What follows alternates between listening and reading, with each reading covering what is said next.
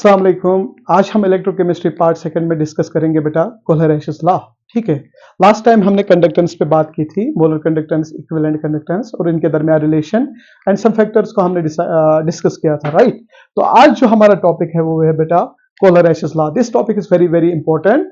Okay, so Kohlrausch's law, Kohlrausch इसका statement वो सब आपको पता होगा, आपने 12th में पढ़ा है ये। ठीक है, so Kohlrausch's law is what it means.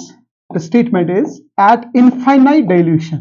देखो बेटा, जब भी टर्म आए infinite dilution, the ions are the ion mobility पे एक कैटायन दूसरे एनायन की मोबिलिटी पे कोई इफेक्ट नहीं करेगा। किस डाइल्यूशन पे?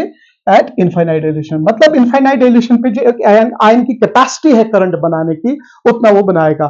For example, if we have NaCl solution and that solution is at infinite dilution, ठीक है बेटा, at infinite dilution। so infinite dilution में जो कैपेसिटी है Na पॉजिटिव को करंट बनाने की, वो बनाएगा। ठीक है, उसकी कैपेसिटी को, इसकी कंडक्टेंस पावर को Cl नेगेटिव की प्रेजेंस कोई इफेक्ट नहीं करेगा। In the same manner Cl negative की कैपेसिटी जो है करंट बनाने की, उसकी कैपेसिटी पे Na पॉजिटिव की प्रेजेंस कोई इफेक्ट नहीं करेगा। That's what we mean by infinite dilution. So at infinite dilution the conducting power of the ions is maximum, और तब जाके हमारा कंडक्टेंस वैल्यू भी आएगा मैक्सिमम। मतलब अगर आप इनफाइनाइट डाइल्यूशन पे पहुंच चुके हो, and if you add further water, the conductance does not show any rise, any change, then that conductance is what we call the molar conductance or equivalent conductance at infinite dilution. So statement of Kohlrausch's law is that at infinite dilution किसी भी electrolyte की जो conductance होती है at infinite dilution, that's equal to the summation of the individual conductances of its ions, and that ions वो भी होने चाहिए किस डाइल्यूशन पे बेटा? At infinite dilution. For example, अगर आप लिखना चाहते हो statement at infinite dilution the molar conductance of an electrolyte, the molar conductance of an electrolyte is equal to the summation of molar conductances of its individual ions। ये है बेटा Kohlrausch's law, individual ions. For example, अगर आप लिखना चाहते हो molar conductance of an electrolyte at infinite dilution, और हमारे पास इलेक्ट्रोलाइट है किस पैटर्न का? AXBY पैटर्न का। So the molar conductance of this electrolyte है हमारे पास एक अननोन AXBY।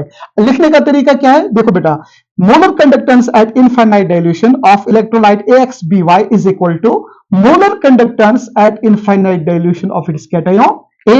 तो इसमें चार्ज क्या आएगा बेटा? Y positive. लेकिन सामने A कितने एटम्स, A कितने यूनिट्स के, कितने आयंस प्रेजेंट है AXBY में? X। तो यहां पे आपको मल्टीपल करना है with stoichiometry X।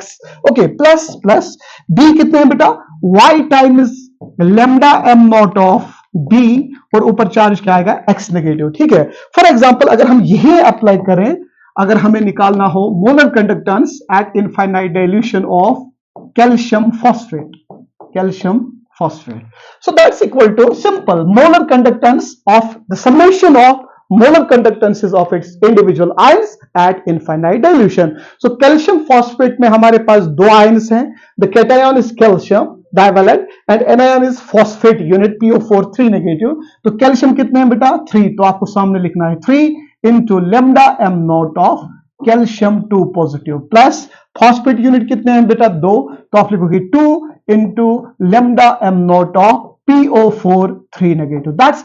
That's the statement of Kohlrausch's law, said that at infinite dilution, if you want to find the molar conductance of any electrolyte, that's equal to the summation of molar conductances of its individual ions।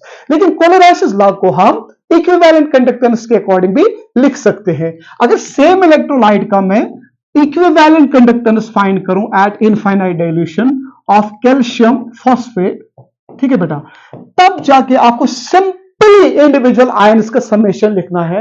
यहां पे याद रखना है, आपको स्टिचियोमेट्री से multiple नहीं करना है। क्यों नहीं करना है? वो आपके क्लास में पढ़ा होगा और हमने पढ़ाया है, वो क्यों नहीं करते हैं ऐसा, ठीक है। So equivalent conductance at infinite dilution of calcium phosphate is equal to equivalent conductance at infinite dilution of cation plus equivalent conductance at infinite dilution of anion. यहां पे ध्यान रखना है बेटा, स्टोइचोमेट्रिक कोएफिशिएंट से, नंबर ऑफ आयन से आपको multiple नहीं करना है, ठीक है। लेकिन molar conductance at infinite dilution के केस में अगर आप किसी भी इलेक्ट्रोलाइट की मोलर कंडक्टेंस कैलकुलेट करना चाहते हो एट इनफाइनाइट डाइल्यूशन, तो वहां पे आपको नंबर ऑफ आयन से मल्टीपल करना है, ठीक है बेटा। This is known as Kohlrausch's law. So Kohlrausch ने तमाम स्ट्रॉन्ग, कोलरैश काम करता है बेटा स्ट्रॉन्ग इलेक्ट्रोलाइट के लिए।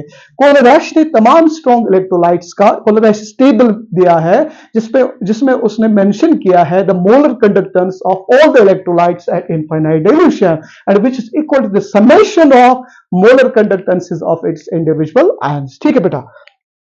अब हम लिखते हैं बेटा applications of Kohlrausch's law, applications of Kohlrausch's law। The first application जहां से नीट ने 2 बार क्वेश्चन पूछा है, ठीक है, and this application is very very very very easy, ठीक है। इसका जो फर्स्ट एप्लीकेशन है, we can calculate molar conductance at infinite dilution of weak electrolyte. देखो वीक इलेक्ट्रोलाइट तो सारा कभी भी नहीं टूटेगा into cations and anions, so practically it is not possible to calculate the molar conductance at infinite dilution for a weak electrolyte. लेकिन theoretically by the help of strong electrolytes की help से हम वीक इलेक्ट्रोलाइट का molar conductance, ठीक है, theoretically calculate कर सकते हैं at infinite dilution. For example, if you want to calculate the molar conductance at infinite dilution for acetic acid, ठीक है dear, for acetic acid, we have to take the help from the molar conductances at infinite dilution of strong electrolytes। तो हम जानते हैं molar conductance at infinite dilution of CH3COH, अगर हम इसको लिखना चाहें according to Kohlrausch's law, वो बनेगा बेटा molar conductance at infinite dilution of statin plus molar conductance eight infinite dilution of H positive ion. अब हमें क्या काम करना है, हमें वो स्ट्रॉन्ग इलेक्ट्रोलाइट्स लेने हैं जहां हमें molar conductance of state ion मिले और molar conductance of H positive ion मिले, उनको जोड़ना है। देखो बेटा, उनको जोड़ना है सो दैट कि ये 2 आयन्स यील्ड हो, ठीक है, and then theoretically we are in the position to calculate the molar conductance at infinite dilution of acetic acid। तो क्या काम करेंगे बेटा, हम सबसे पहले लेंगे एक स्ट्रॉन्ग इलेक्ट्रोलाइट जिसमें हमारा H पॉजिटिव हो, that's molar conductance of HCl, ठीक।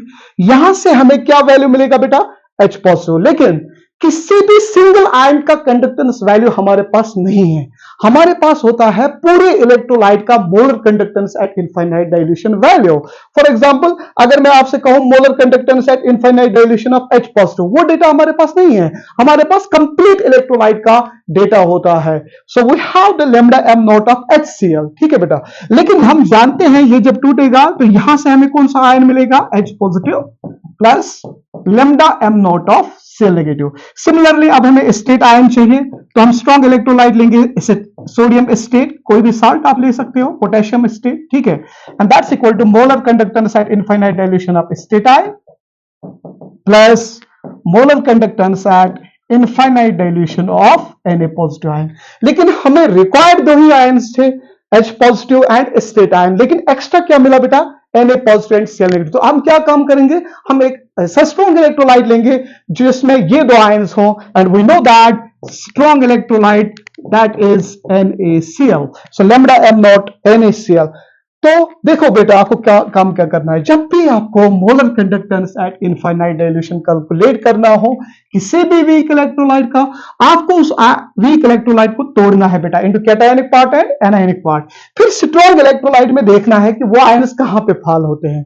वो आपको दिख रहा है ना, H पॉजिटिव फॉल हो रहा है HCl में, स्टेट आयन फॉल हो रहा है सोडियम स्टेट में, उनको आपको जोड़ना है, just you have to add them. और जो इलेक्ट्रोलाइट वहां से नहीं, जो आयन्स वहां नहीं बन रहे हैं, उस इलेक्ट्रोलाइट को आपको जस्ट सब्ट्रैक्ट करना है। So we can write it as lambda m not of HCl plus lambda m not of sodium state minus lambda m not of NaCl। तो यहां से हम कैलकुलेट कर सकते हैं the molar conductance of any weak electrolyte. क्या काम करना है, आपको स्ट्रॉन्ग इलेक्ट्रोलाइट्स लेने हैं, वो स्ट्रॉन्ग इलेक्ट्रोलाइट जिसमें इस वीक इलेक्ट्रोलाइट का कॉरस्पॉन्डिंग कैटायन और एनायन आयन, उनको जोड़ना है बेटा, उनको सम करना है। जो इलेक्ट्रोलाइट, जिस इलेक्ट्रोलाइट के आयंस यहाँ वीक इलेक्ट्रोलाइट में प्रेजेंट ना हो, उनको जोड़ना है। वो उस इलेक्ट्रोलाइट की molar conductance at infinite dilation आपको जस्ट सब्ट्रैक्ट करना है। फॉर एग्जांपल, अगर हमें molar conductance at infinite dilution calculate करना हो अमोनियम हाइड्रोक्साइड का, this is a weak base, ठीक है, अमोनियम हाइड्रोक्साइड का हमें मोलर कंडक्टेंस निकालना है एट इनफाइनाइट डायल्यूशन। हम काम क्या करेंगे, हम स्ट्रॉन्ग इलेक्ट्रोलाइट्स की हेल्प लेंगे, ठीक है। And we know that it's equal to lambda M naught of NH4 positive plus lambda M naught of OH negative, ठीक है। अब वो स्ट्रॉन्ग इलेक्ट्रोलाइट्स लेने हैं जिसमें ये कैटायन आए और ये एनायन आए, ठीक है। जिस इलेक्ट्रोलाइट में ये आयंस ना आए उसको हमें करना है फाइनल सॉल्यूशन में सब्ट्रैक्ट, ठीक है। तो हम लिख सकते हैं lambda M naught of NH4Cl, this is our strong electrolyte, यहां से हमें NH4 पॉजिटिव मिलेगा, lambda M naught of NaOH, ठीक है, यहां से हमें बेटा OH नेगेटिव मिलेगा। तो ये जो इलेक्ट्रोलाइट बन रहा है NaCl, इसकी कंडक्टेंस एट इनफाइनाइट डायल्यूशन हमें सिंपली सब्ट्रैक्ट करनी है। This is our first application, that the first application of Kohlrausch's law is that we can calculate theoretically the molar conductance of weak electrolyte at infinite dilution. The second application is that, second application जो Kohlrausch's law का है, we can calculate alpha, and alpha is what? DOD, degree of dissociation of weak electrolyte, ठीक है बेटा। हम Kohlrausch's law की help से alpha को कैलकुलेट कर सकते हैं किसी भी वीक इलेक्ट्रोलाइट के लिए। हम जानते हैं मोलर कंडक्टेंस, जितना डिग्री ऑफ डिसोसिएशन ज्यादा होगा उतना नंबर ऑफ आयंस ज्यादा होंगे, मोलर कंडक्टेंस का वैल्यू भी ज्यादा होगा। तो हम लिख सकते हैं alpha degree of dissociation molar conductance at any concentration is directly proportional to alpha. What is alpha? Degree of dissociation. या इस तरह भी कन्वर्स में लिख सकते हैं, alpha DOD degree of dissociation is directly proportional to the molar conductance at any given concentration. जितना बेटा अल्फा ज्यादा होगा, नंबर ऑफ आयंस ऑब्वियसली ज्यादा होंगे, मोलर कंडक्टेंस की वैल्यू भी ज्यादा होगी। If we convert proportionality into equality, so alpha DOD degree of dissociation is equal to some constant into lambda MC, ठीक है, इसे हम नाम रखते हैं फर्स्ट। क्लियर? अब अगर हम इसी वीक इलेक्ट्रोलाइट के लिए molar conductance at infinite dilution calculate करना चाहें तो अल्फा का वैल्यू क्या बनेगा बेटा? 1। तो हम लिख सकते हैं when this weak electrolyte behaves as strong electrolyte, हम लिख सकते हैं alpha is directly proportional to, ऊपर हमें पता है लैम्डा MC, तो अब आएगा बेटा lambda M not, because now the alpha value degree of dissociation is 1, क्योंकि हमने assume किया है ये जो हमारा weak electrolyte है ये सारा टूट जाता है into cationic part and anionic part। so ये जो alpha का value है ये बनेगा बेटा 1 is proportional to lambda M not, because degree of dissociation is 1।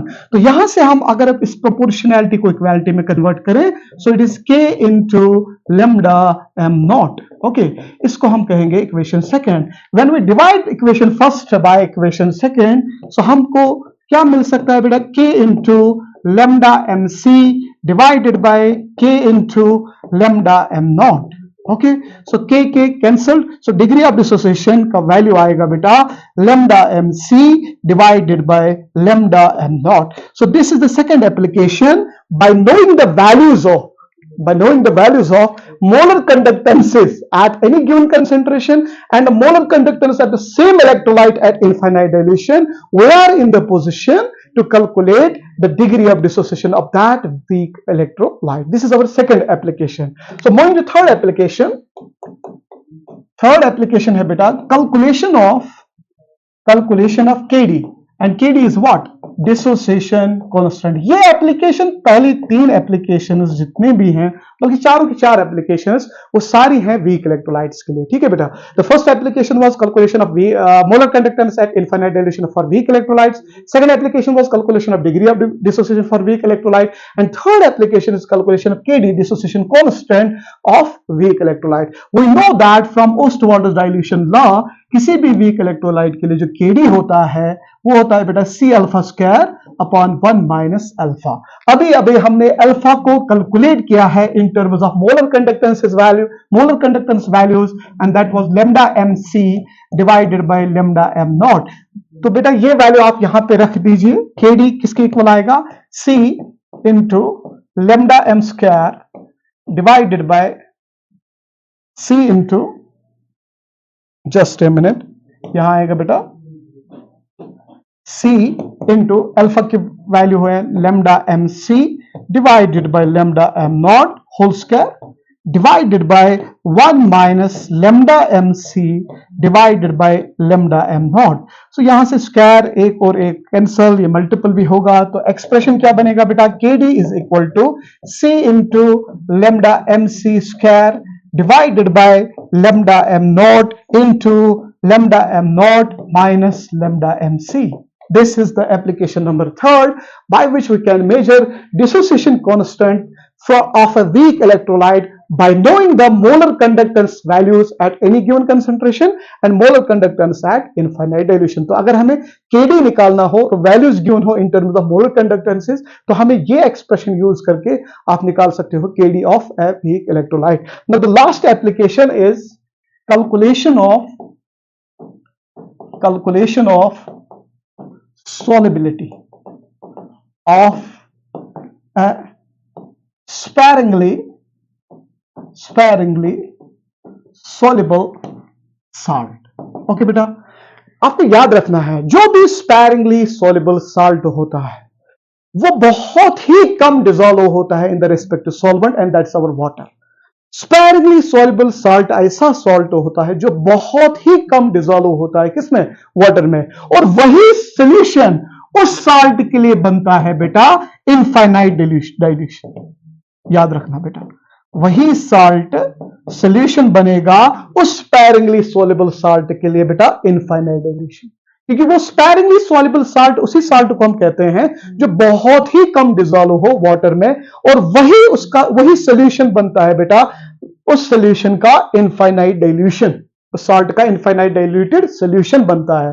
और इनफाइनाइट डाइल्यूटेड सॉल्यूशन के लिए हम जानते हैं, हम इसके लिए निकाल सकते हैं स्पैरिंगली सॉल्युबल साल्ट के लिए वो जो आयंस प्रेजेंट होंगे वही इसके लिए कहलाएगी lambda m नॉट. सो स्पैरिंगली सॉल्युबल साल्ट ऐसा सॉल्ट होता है जो वाटर में बहुत ही कम डिसॉल्व होता है, and that respective solution becomes infinitely diluted solution for the same electrolyte. ठीक है, तो वहां पे जो आयंस की प्रेजेंस होगी, कैटायन का नंबर कितना होगा, एनायन का नंबर कितना होगा, वो जो करंट कैरी करेंगे वही साल्ट के लिए बनेगा बेटा molar conductance at infinite dilution. And we know, हमने मोलर कंडक्टेंस को पढ़ा है, molar conductance at infinite dilution is specific into 1000 divided by molarity. लेकिन आप जानते हो साल्ट्स के लिए molarity is replaced by solubility, क्योंकि ये सॉल्यूशन जो बनता है infinite diluted solution, it is saturated solution, और saturated solution का मतलब ही है the amount of salt dissolved in the particular amount of water to form a saturated solution. salt के लिए हम concentration को express करते हैं solubility. Solubility is actually again the same, it is molarity, लेकिन it possesses a special name for the salts, और salts के लिए हम molarity को replace करते हैं बेटा by solubility. तो आप इसी expression को लिख सकते हो lambda m naught is equal to specific into 1000. So molarity is replaced by solubility. तो यहां से आप solubility निकाल सकते हो specific into 1000 divided by lambda m naught. ठीक है, so this is the application number 4 of Kohlrausch's law, by which we can measure the solubility of a sparingly soluble salt. That's all from today's lecture, and in the upcoming electrochemistry part we are going to discuss the cells. Okay, thank you very much.